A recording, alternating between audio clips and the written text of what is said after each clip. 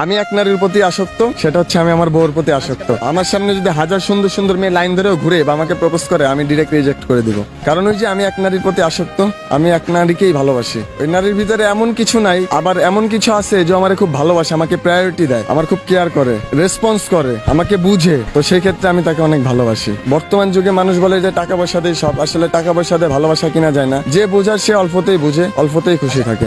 সংসারে খুনসুটি ছোটখাটো থাকবেই, হ্যাঁ, ঝগড়া বিবাদ টুকটাক থাকবেই।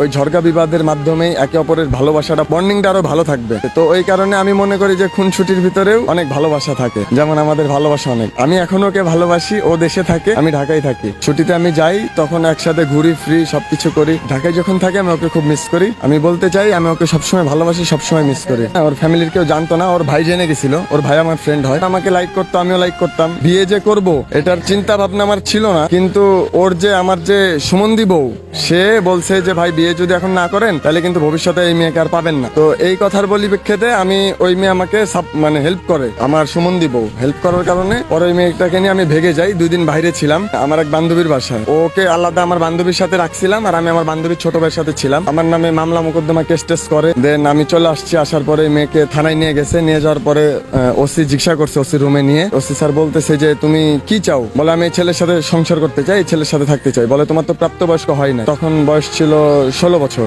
তখন আমার বয়স ছিল 21। এই মেয়েটার আমি বিয়ে করছি। যাই হোক, পরে ফ্যামিলিগত ভাবে মেয়েটার সাথে আমার সম্পর্ক, ফ্যামিলি ভাবে বিয়েটা দিছে। ওরে আমি বলতে চাই যে আমি ওকে সবসময় ভালোবাসি, সবসময় ভালোবাসবো, অল টাইম ভালোবাসবো। আর আমি ওর প্রতি খুবই লয়াল। ও ব্যতীত যদি পৃথিবীতে আরো হাজার হাজার সুন্দর সুন্দর মেয়ে এসে আমার সামনেও যদি দাঁড়ায় বলে যে আমি তোমাকে ভালোবাসি সৌরভ, আমি রিজেক্ট করে দিব। কারণ ওকে আমি অসম্ভব ভালোবাসি। হুমায়ুন ফরিদি স্যার যেমন একজনকে অসম্ভব ভালোবাসতেন, সেম আমিও তাকে অসম্ভব ভালোবাসি, আমার বউকে। ছেলেরা কি চায় ওয়াইফের কাছে?